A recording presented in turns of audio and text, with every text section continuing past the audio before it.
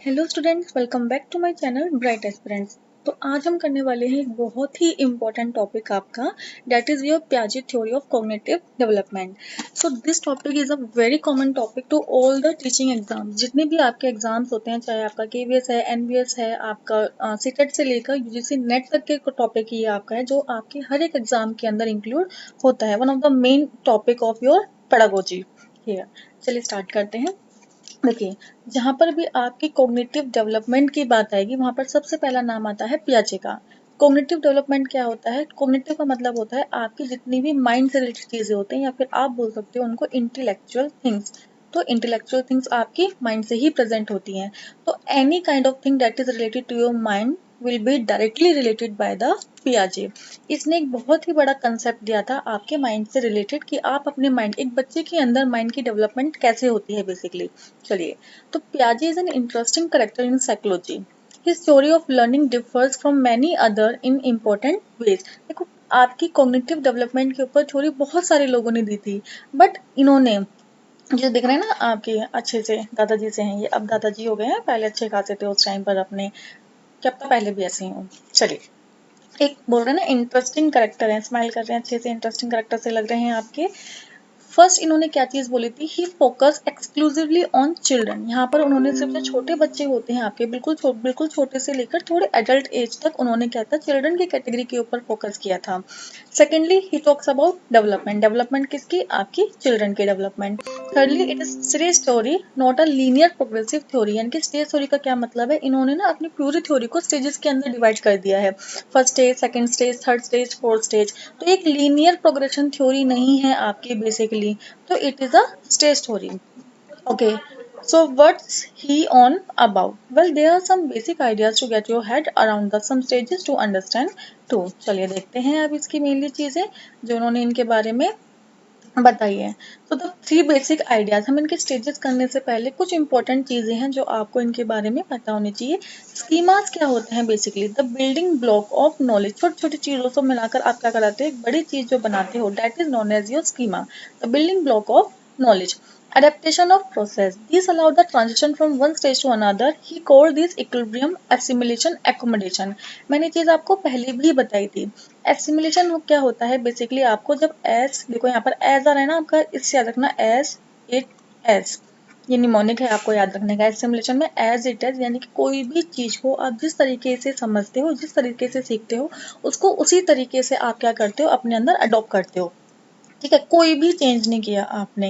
लेकिन एकोमोडेशन को क्या करते हो आप? कोई भी चीज जो आप सीख रहे हो उसमें थोड़े से चेंजेस करोगे, उसको अपनी तरीके से सीखने की कोशिश करोगे यहाँ पर।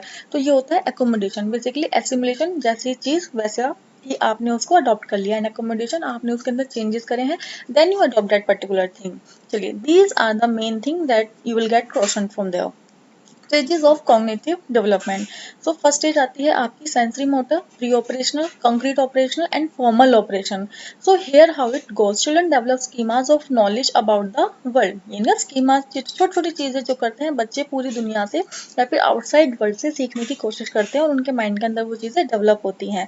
सो these are clusters of connected ideas about thing. Cluster का बेसिकली मतलब क्या होता है? ग्रुप।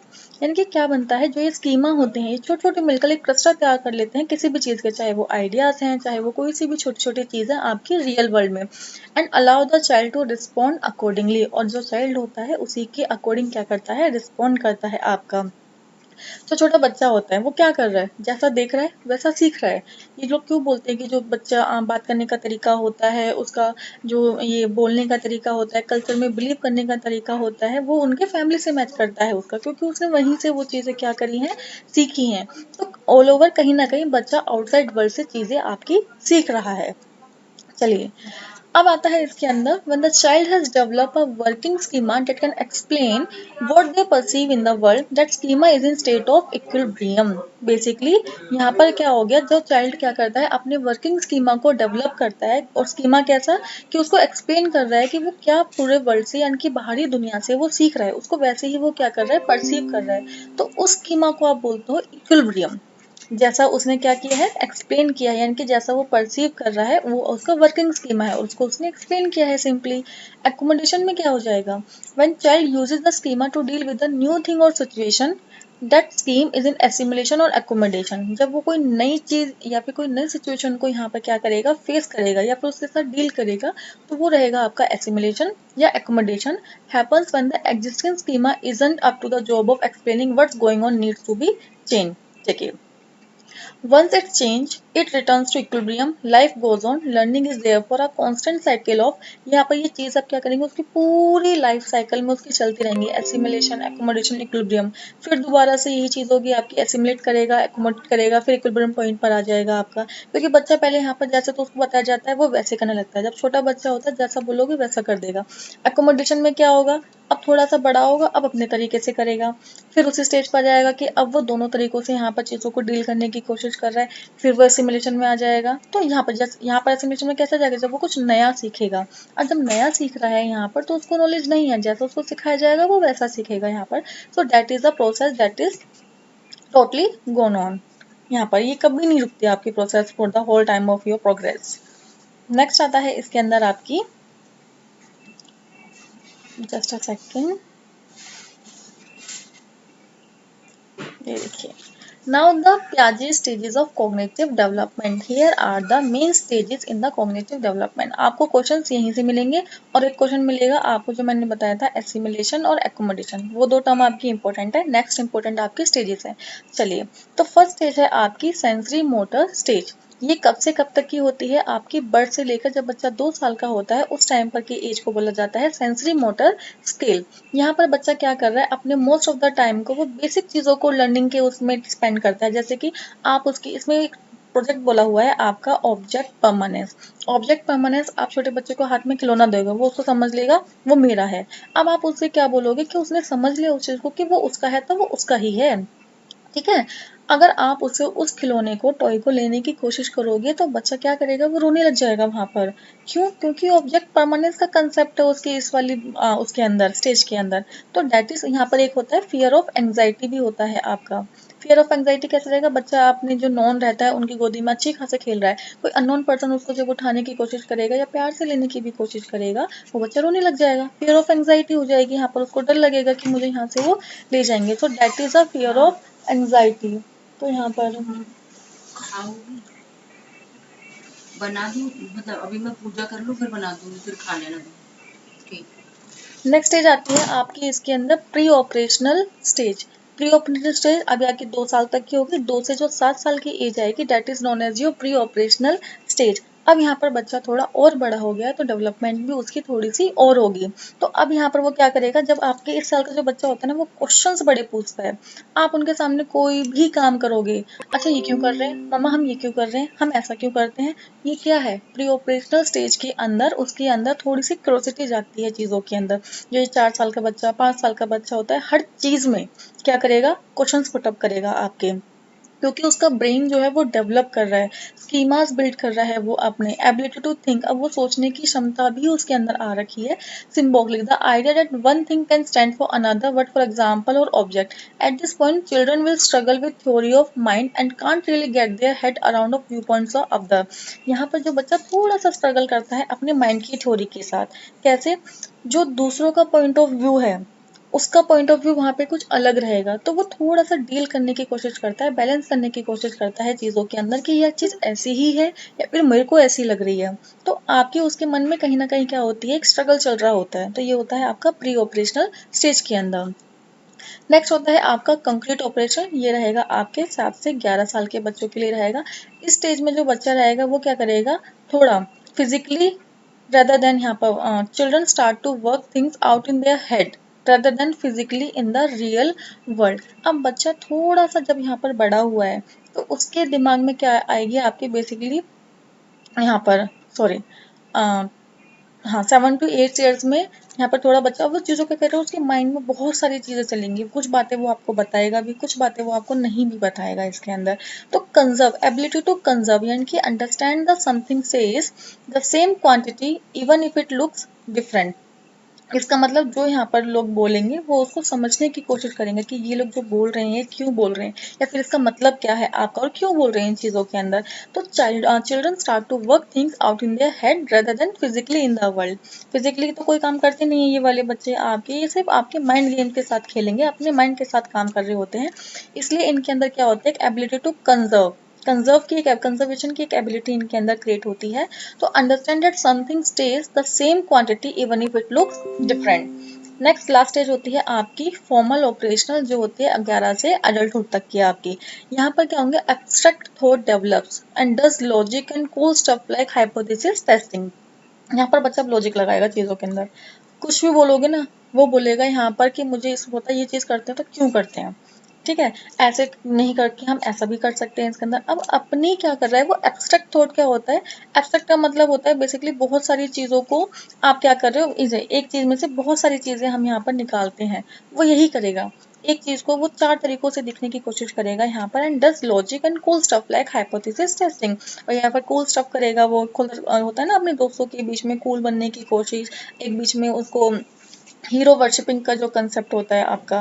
हीरो वर्शिपिंग बेसिकली क्या होता है, किसी एक बंदे को अपना आइडल मानकर उसको पूरा कॉपी कर लेना। जैसे कि बीच में सलमान खान की जो भी वो कटिंग आई थी, ठीक है, उसको सब कॉपी करने लगे। सलमान खान जो ब्रेसलेट पहनता है उसको सब कॉपी करने लगे। तो व्हाट इज दैट, यही आपकी होती है हीरो वर्शिपिंग, किसी इंसान को बिल्कुल टोटली तरीके से हम उसको फॉलो करने लग जाते हैं। सो प्याजे क्या बोलता है, प्याजे के according whole process is active and requires the rediscovery and reconstruction of knowledge according to the entire process of stage। यहाँ पर क्या हो रहा है कि ये आपकी नॉलेज को बोलता है कि एक प्रोसेस है, बच्चा हर स्टेज में कुछ नई चीज सीख रहा है और कुछ नई चीजों को वो रीडिस्कवर कर रहा है एंड रिकंस्ट्रक्ट कर रहा है अपनी नॉलेज को। हर एक स्टेज पर देखो वो कुछ नया चीजें आपकी सीखता जा रहा है। तो उसने बोला कि understanding the stage a child is informs what they should be presented with based on what they can not be do at any stage they are in. कि जो एक पर्टिकुलर स्टेज पे है उस बच्चे को उस स्टेज पर किस तरीके से डील किया जाना चाहिए। सेकेंड चीज क्या बोलता है वो, understanding the stage a child is informs what they should be presented. कि बच्चों को यहाँ पर क्या हमें प्रेजेंट करना है, कौन से स्टेज में है उसको उसी हिसाब से उनके लिए चीजें प्रेजेंट करेंगे, उनसे बातें करेंगे, उनको खाने की यहाँ पर हम कोशिश करेंगे। So Piaget works on cognitism has given rise to some brilliant work from people like John Sweller who developed the fantastic cognitive load theory। अब ये क्वेश्चन आप याद रखोगे, ऐसे तरीके के ना क्वेश्चन बड़े आ जाते हैं कि कॉग्निटिव लोड थ्योरी किसने दिया है आपका, जैसे कि मेटा कॉग्निशन का कंसेप्ट आपका किसने दिया, जॉन फ्लेवल ने दिया है। तो इस तरीके की चीजें आप यहाँ पर याद रखोगे। तो ये तो हो गई आपकी प्याजे थ्योरी ऑफ कॉग्निटिव डेवलपमेंट में छोटी छोटी सी चीजें। अगर इसकी समरी की बात की जाए, अगर आपने कुछ नहीं करना तो this is the only thing that you need to do, ये चीजें कर लो, समरी है आपकी। इसको याद कैसे रखोगे आप, SPCF। ये है आपकी 4 stages, sensory motor, pre operational, concrete operation, formal operation.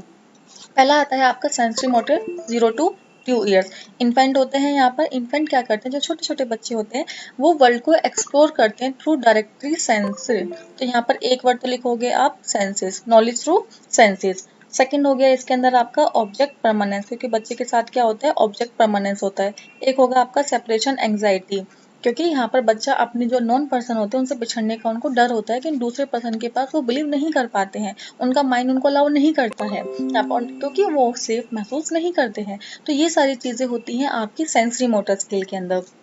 Second आती है आपकी pre operational and 2 to 6 years. यहाँ पर जो बच्चा होगा वो सिंबल्स को यूज करेगा, क्योंकि हो सकता है कि बच्चा बोल पा रहा है, यहाँ पर हो सकता है वो उतने अच्छे से नहीं बोल पा रहा है। तो बेसिकली वो सिंबल्स को ज्यादा यूज करते हैं या फिर वर्ड्स को या फिर इमेजेस को अपने किसी भी बात को पहुंचाने के लिए। बट ये रीजन देखो, रीजन लॉजिक, यहाँ पर लॉजिक छोटे 2 से 6 साल के बच्चों के क्या ही लॉजिक लगेंगे यहाँ पर, तो लॉजिकल थिंकिंग यहाँ पर नहीं होती है। चिल्ड्रन जो है वो कहते हैं ability to pretend. Ability to pretend का मतलब क्या होगा यहाँ पे याद रखोगे, उनको रोने का नाटक करना बड़ा अच्छे से आता है। उनको पता है कि मैं टेंट्रम हम थ्रो करेंगे और हमारी बात मान ली जाएगी, तो वो क्या कर रहे हैं, प्रिटेंड कर रहे हैं, सच में थोड़ी रोते हैं, वो प्रिटेंड कर रहे होते हैं वहां पर।